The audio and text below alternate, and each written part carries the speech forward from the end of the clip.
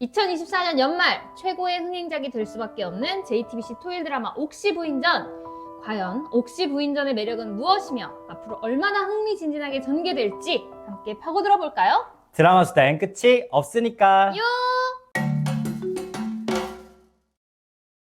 안녕하세요. 대파한단의 단입니다. 반갑습니다.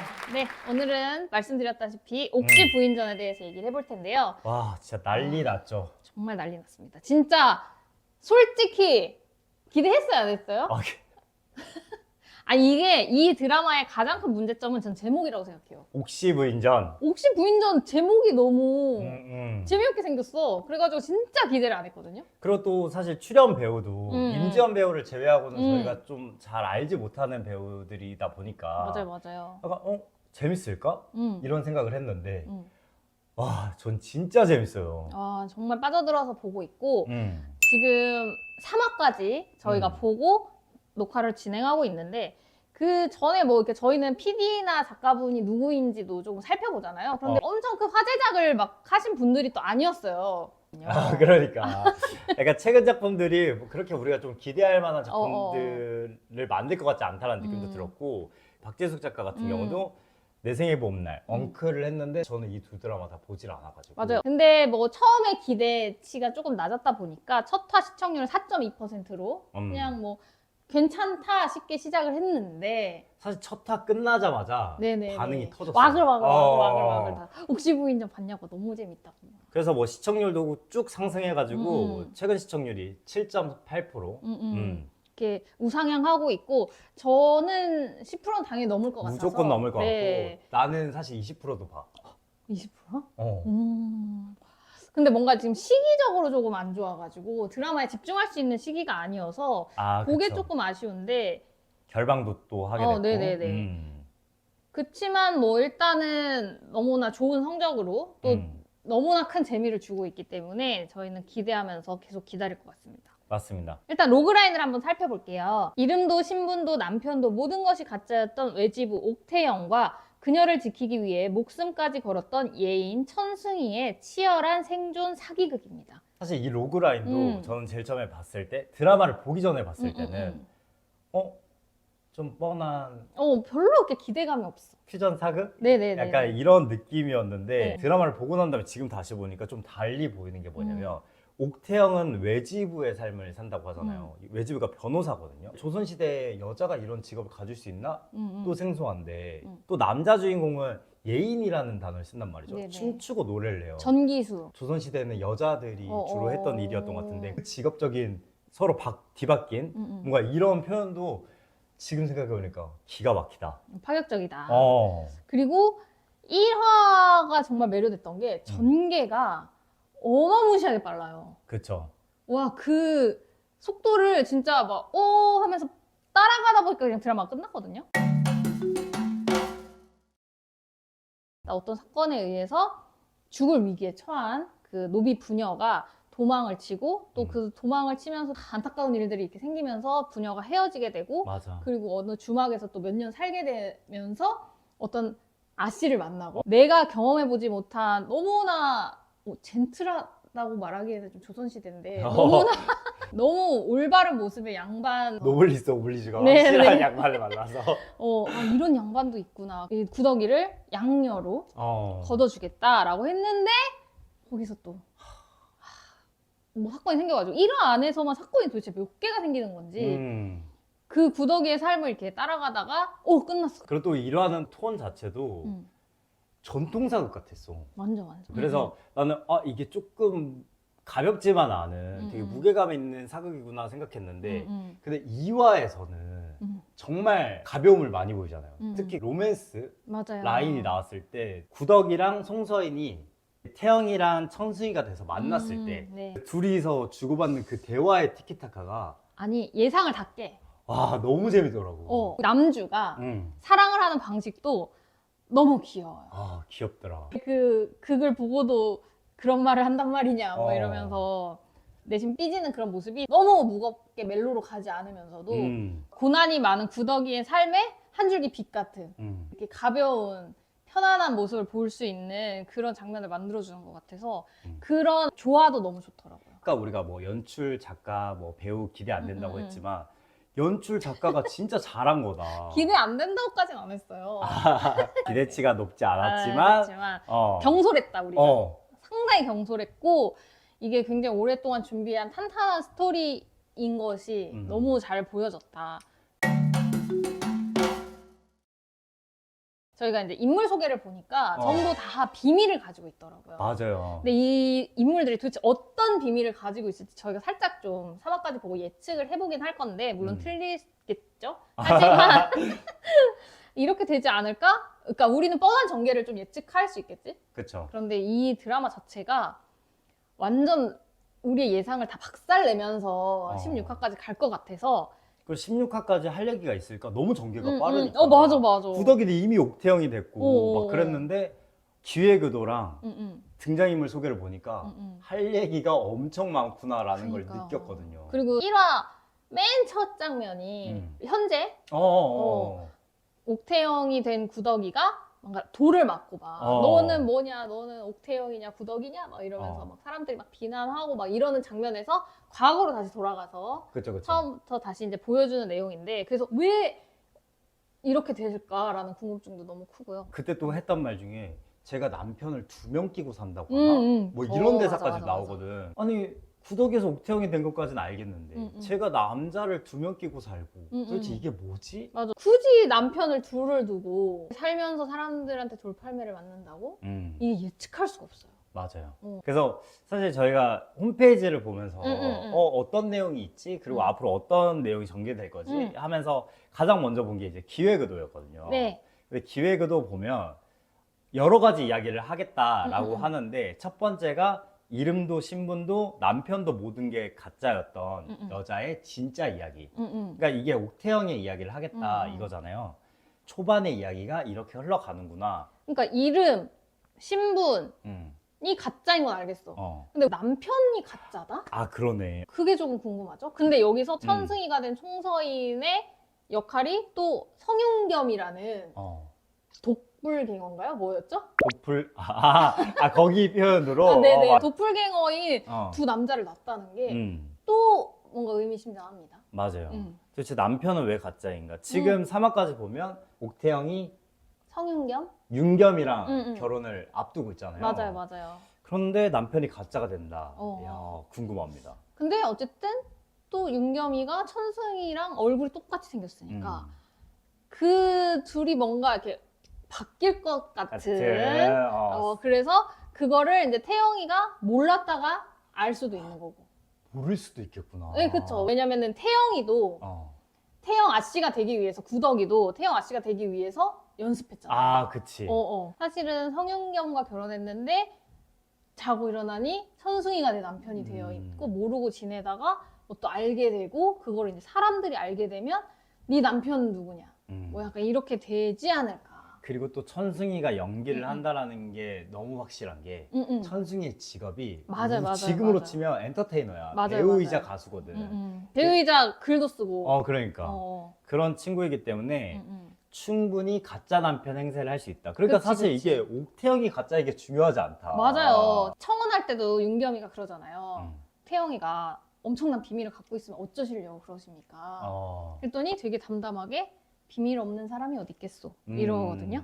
그러니까 나도 비밀이 있다는 거거든. 그치. 그럼 성윤겸의 비밀은 또 무엇인가? 너무 궁금하지.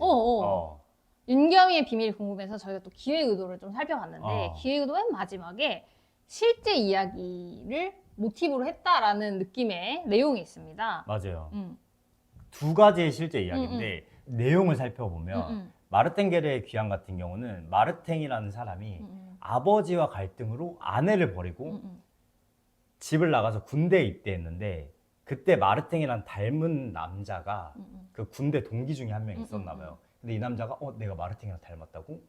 하면서 마르탱이 집에 돌아가지 않을 걸 알고 마르탱 집에 가서 가짜 남편 행세를 한 거야. 그런데 진짜 마르탱이 나중에 돌아오게 되면서 이 사람이 교수형에 처해졌던 그런 사건이고 아버지와 갈등으로 아내를 버리고 집을 나갔다 이런 내용이거든요. 근데 여기서 윤겸의 캐릭터가 막 아내를 그냥 버리고 나갈 것 같진 않아. 그리고 아버지와의 갈등도 없어요. 갈등이 생기지 않을까? 어떤 갈등이 생길까? 너무 모범생적이고 너무 바르고 좀 건실한 청년이던데. 그러니까 이 부자지간이 너무 좋아 보이죠. 그 네네. 동생까지도. 네네. 유연전은 어떤 내용이냐면 유유라는 사람이 백시주 부인을 버리고 가출을 했어. 최은규라는 사기꾼이 있었어요. 이 사기꾼이 유유행세를 하는 거야. 근데 동생 유연이라는 사람이 저 형 내 형 아니다. 그래서 고발을 해. 백시 부인은 내 남편이다. 근데 그 사이에 최은규가 도망을 가버린 거야. 네네. 그랬는데 백시 부인이 또 저 유유의 동생 유연이 자기 형을 죽였다. 이렇게 또 가짜 발굴한 거야. 그래서 유연이라는 사람이 억울하게 처형을 당해요. 네. 15년 후에 진짜 유유가 나타나가지고 유연의 말이 다 사실이었다는 게 밝혀지게 되거든요. 그래서 이 억울한 사연을 유연전에 기록한 거다라고 하더라고요.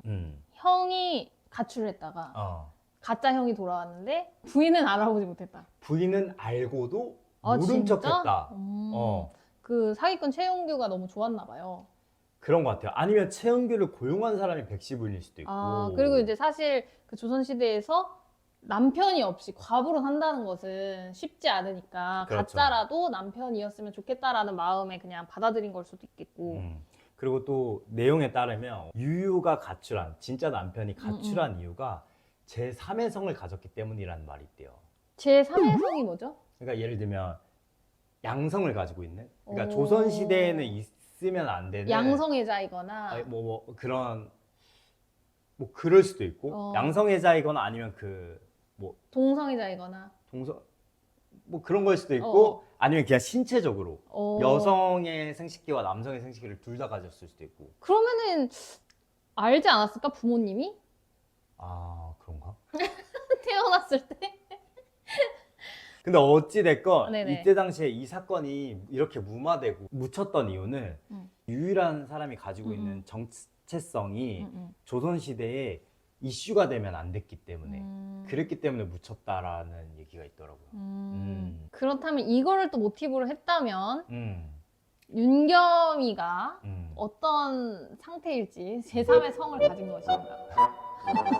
결국은 이 두 가지 내용을 보면서 확실한 거는 아까도 말했다시피 아 가짜 남편으로 들어오는구나. 그렇구나. 그리고 이 윤겸이라는 친구는 떠나는구나 라는 걸 확실히 알 수 있게 된 거죠. 그렇죠. 그러면 결혼을 하는 건 확실하네요. 사실 3화 엔딩에서는 자신을 그렇게 괴롭혔던 아씨한테 들킬 위험에 처하면서 끝나거든요. 그렇죠. 그러니까는 아예 뭐 결혼 발끝도 못 가고 바로 걸려가지고 추노군한테 잡혀가지고 끌려갈 수도 있는 지금 이 상황인데 이번 위기는 잘 넘길 것 같고 그리고 이제 결혼까지 하는 것 같습니다. 그렇죠. 그리고 또 윤겸에게 동생 도겸이가 있었잖아요. 네. 마역 배우가 지금 연기하고 있는 캐릭터가 있는데 등장인물 소개를 보니까 성도겸이라고 김재원 배우, 성인 배우가 연기를 한다고 하더라고요. 네. 그러니까 시간도 한참 흐르고 또 이야기가 진행될 거기 때문에 이게 진짜 대서사시다. 맞아요, 맞아요. 또 윤겸이가 나가고 몇 년 후 뭐 이런 식으로 해가지고 또 나올 것 같은데. 제 생각에는 송동일 배우도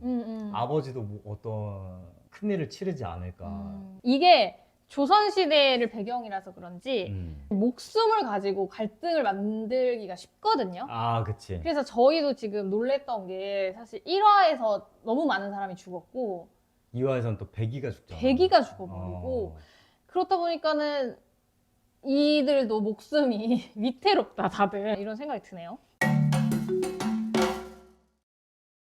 다른 등장 인물도 저희가 조금 살펴봤잖아요.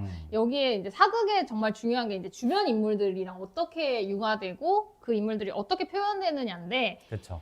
아 저는 주변 인물들이 다 너무 사랑스럽고. 맞아요. 이 드라마의 정말 큰 재미 포인트를 자랑하죠. 네, 도끼 아재나 막심 아짐 때문에 정말 마음이 너무 마음이 가가지고 백이가 죽었을 때 저 어떻게 사나. 막심이. 근데 막심이는 슬픈 장면들은 최대한 뺀 것 같더라고요. 갈 길이 너무 바빠가지고. 그리고 저는 솔직히 성동일 배우 등장했을 때 너무 놀랐거든요. 저런 무게 있는 역할 진짜 오랜만이잖아요. 아, 그치. 항상 이제 좀 코믹한 캐릭터였는데, 물론 이제 뒷부분에서 그런 코믹한 캐릭터도 좀 보여주긴 하지만 굉장히 정의롭고 현명한 현감으로 맞아. 나와서 태영이의 조력자가 돼주는, 너무 멋있더라고요. 저는 김미숙 배우였고 진짜 놀랐거든요. 진짜. 그래서 오랜만에 또 사극에서 보는 것 같기도 하고. 맞아요. 너무 여전하시더라고요. 그리고 남주인 추영우 배우도 사실 정말 저한테는 처음 보는 얼굴이거든요. 1인 2역을 하시는 거잖아요. 맞아요. 연기를 또 왜 그렇게 잘해? 그리고 뭐 결국은 이 드라마에 굉장히 다양한 모습을 보이고 있는 우리 임지연 배우는 와. 솔직히 노비였을 때는 아니 저 정도로 망가져도 되나? 괜찮나 싶었거든요. 나는 주모 때 비주얼이 더 충격적이었어. 점 찍고. 그런데 아씨로 됐는데 왜 이렇게 고와졌어? 아니 어떻게 저렇게 고와질 수가 있지? 내 말이. 와 진짜 너무 대단하더라. 아무튼 그래서 주변 인물도 너무 탄탄하고 앞으로의 서사도 정말 쉽지 않을 거고 그리고 엔딩이 이제 첫 장면에 보여지는 그 엔딩을 맞이할 텐데 그때 또 어떻게 될지도 너무 궁금하고 그리고 또 외집으로서 그러니까 조선시대 변호사로서 지금 거의 약간 조선시대 인권 변호사죠. 네네. 노비들을 위한 인권 네네. 변호사로서의 활약도 정말 너무 기대되기 때문에 드라마가 앞으로 재미없을 리 없다. 절대 없다. 어. 진짜 진짜 그럴 것 같아. 용도 용미로 끝날 것 같다. 2024년도 하반기 최고의 화제작은 옥시부인전이다. 아 그렇다. 근데 이게 하반기에 시작해서 이제 상반기에 끝나다 보니까 2025년 상반기 최고의 화제작은 옥시부인전이다. 나는 몇 프로? 난 진짜 20% 넘을 것 같아요. 저는 한 12. 12. 네네네네. 네, 15도 아니고? 네, 12. 그래 나는 현실적으로. 딱 20. 딱 20? 12, 20. 아, 더 그러면은 가까운 쪽. 제가 좀 너그럽게 최고 시청률도 쳐줄게요. 최고 시청률 20 찍으면은 할게요. 평균 시청률. 오케이. 네. 더 가까운 사람이 네네. 이기는 걸로. 네네. 네. 어디 맞을래요? 옥시부인전에 대해서 또 얘기 많이 댓글로 나눴으면 좋겠고요. 저희 방송은 여기까지입니다. 다음에 옥시부인전 더 해야겠다.